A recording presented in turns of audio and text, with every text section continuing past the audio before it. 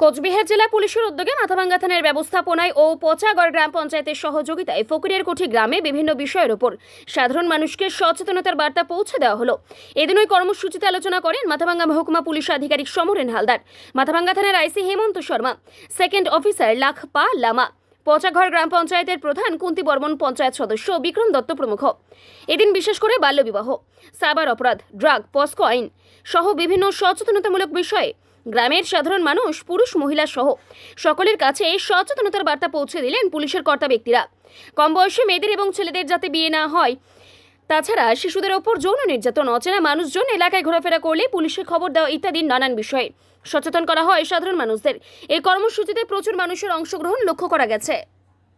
এই জায়গায় একবার চিন্তা করে আপনারা দেখুন, এটা আমরা আহ্বান করছি আমাদের কুচবিহার জেলা প্রশাসন পক্ষ থেকে। তো আর একটা জিনিস আমি বলছি, আমাদের একটা আইন আছে পোক্সো অ্যাক্ট। একটা হচ্ছে যে কোনো বাচ্চা শিশু যার বয়স 18 বছরের নিচে আছে, তার উপরে কোনো শারীরিক অত্যাচার হয়, যৌন অত্যাচার হয়, তাদের জন্য এটা কঠিন আইন আছে। এটা আইন আগে থেকে ছিল আমাদের, কিন্তু এই আইন পরবর্তীতে আসলো পোক্সো অ্যাক্ট 2012। তাহলে এই আইনের আগে তাহলে কি বাচ্চাদের সুরক্ষা ছিল না? অবশ্যই ছিল, কিন্তু এই আইন স্পেসিফিক্যালি একদম পয়েন্ট ওয়াইজ বলে দিল যে বাচ্চার সঙ্গে যদি এই অপরাধ হলে তার এই সাজা হবে। একদম এক একটা জিনিস ধরে ধরে, এটা ছোট ছোট জিনিস থেকে ধরে এই আইনটা তৈরি করা হলো। তাহলে যারা দেশে আইন বানান তাদের দিমাগে এই জিনিসগুলো কেন আসলো, এটা একবার ভেবে নেওয়া উচিত আছে আমাদের।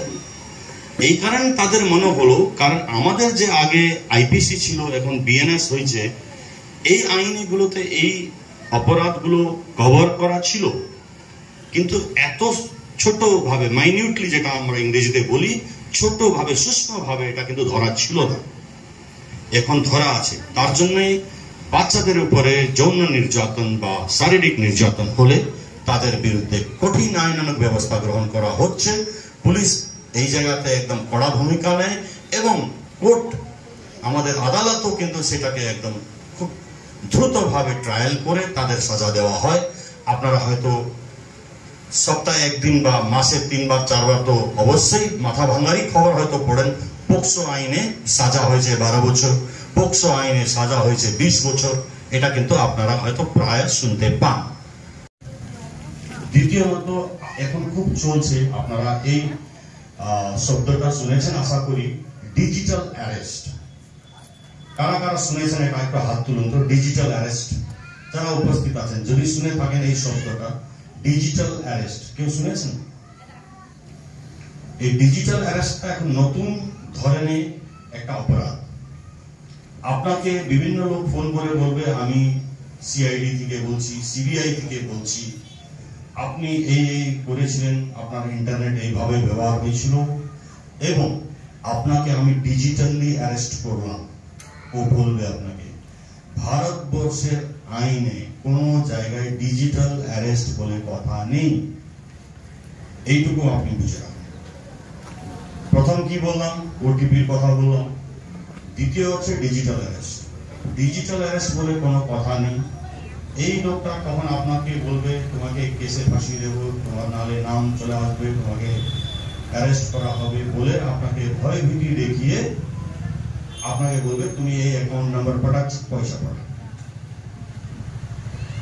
এবার একটা জিনিস আরো বলে দিই, কোনো মানুষ কোনো অপরাধ সঙ্গে যুক্ত হয়, তাহলে সেই ব্যক্তির কাছে অবশ্যই কিন্তু স্থানীয় থানার মাধ্যম থেকেই সেই বিভাগ আপনার কাছে আসবে।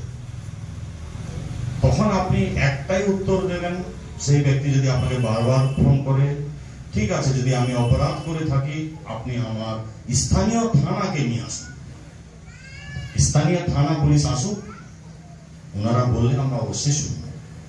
এই একটা উত্তর। আমরা দুটো কথা বললাম, খুব ইম্পর্টেন্ট আছে, মনে রাখবেন। একটা ওটিপির কথা বললাম, একটা ডিজিটাল অ্যারেস্টের ব্যাপার বললাম। যদি ডিজিটাল অ্যারেস্টের কোন লোক আপনাকে ফোন করে থাকে, আপনি একটাই কথা বলবেন, আপনি স্থানীয় আমাদের মাথাভাঙ্গা থানার মাধ্যমে আপনি আমার কাছে আসুন। আপনার জন্য আমার ঘর বাচ্চাদের আপনারা খুবই যত্ন নেবেন, যতক্ষণ সে কি ভালো বা মন্দ বুঝতে না পারে। এটা প্রত্যেক মায়েরই দায়িত্ব আছে। আপনি কারো হাতে ছেড়ে দিয়ে চলে গেলেন, আপনি বাজার চলে গেলেন, মেয়ে বললো যে আমি ফলানোর বান্ধবী বাড়িতে গিয়ে আসবো, না গেলে আপনার সঙ্গে যাবে বা কোনো অভিভাবকদের সঙ্গে যাবে, তার সঙ্গে সবসময় একজন থাকা উচিত আছে। এবং সেই জিনিস তাকেও যখন একটু বড় হবে, নিজেকেও বাঁচিয়ে নেওয়া সেই বুদ্ধিগুলো দেওয়া দরকার আছে আমাদের। আইনে আমরা কভারেজ পাচ্ছি, একটা ঘটনা ঘটে যাবে, তারপরে পুলিশ তদন্ত করবে, সেই দোষী ব্যক্তিদেরকে ধরবে, দোষী ব্যক্তিদের সাজা হবে কোর্টের আদালতের মাধ্যমে, সেটা তো একটা প্রক্রিয়া আমাদের মধ্যে আছে। কিন্তু আজকে সেই ঘটনাটা না ঘটুক, তার জন্য তো এই যে আপনাদের সঙ্গে আমরা আসছি, আপনাদের কাছে এসছি, যে আমরা ঘটনাটাই যদি না ঘটে আরো ভালো, তাহলে সেই ঘটনা থেকে আমরা কি করে দূরত্ব বাঁচিয়ে রাখতে পারবো, বিরত থাকবো, সেই জায়গাটাও আমাদের এই আলোচনার মধ্যে ধরা উচিত আছে। আমাদের মতন কর্তব্য করেই যাচ্ছি, এখন কি করি এরকম এটা উচিত না। একটু আমাদের দায়িত্ব বাচ্চাদের নিতে হবে। বাচ্চা কোথায় যাচ্ছে, কার সঙ্গে মিশছে, কে তাকে প্রলোভন দেখাচ্ছে।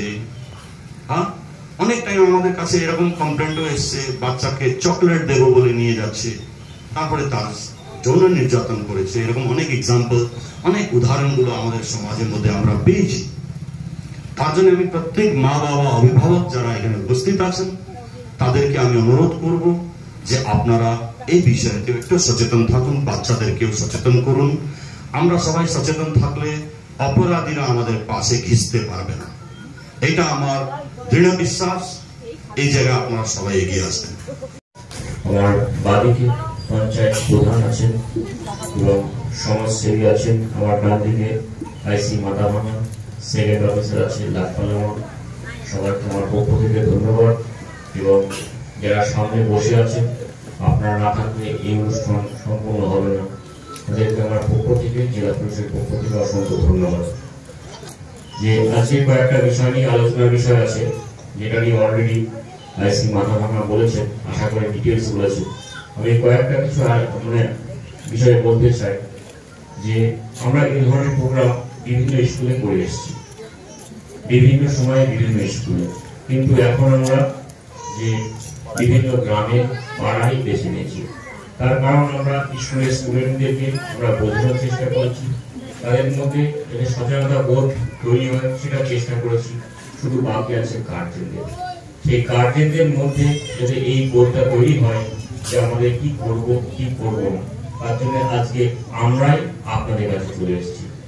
এবং কুটি যারা আছেন তাদেরকে অসংখ্য ধন্যবাদ, আপনারা আপনাদের মূল্যবান সময় দিয়ে এখানে এসেছেন। কতগুলো বিষয়, যে বিষয়গুলো না বললেই নয়, তার জন্য আমরা এসেছি। মাথাভাঙা সাব ডিভিশনের সব থেকে চিন্তার বিষয় হয়ে দাঁড়িয়েছে বাল্য বিবাহ।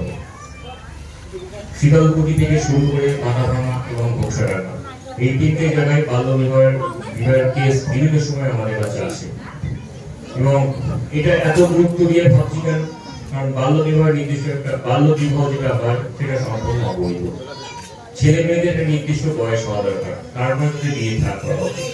ছেলেদের ক্ষেত্রে 21 বছর, মেয়েদের ক্ষেত্রে 18 বছর। তাহলে কেন 18 বছর, কেন 21 বছর, এটা সবারই জানতে ইচ্ছা করে। যে যারা বিশেষজ্ঞ আছে তারা মেয়েদের ক্ষেত্রে 18 বছর এবং ছেলেদের ক্ষেত্রে 21 বছর করেছে। কেন করেছে? কারণ এটুকু প্রমাণিত হয়েছে 18 বছর মেয়েদের জন্য এবং ছেলেদের জন্য 21 বছর, এই সময়টা না হলে তাদের শরীরে পরিপূর্ণতা পায় না।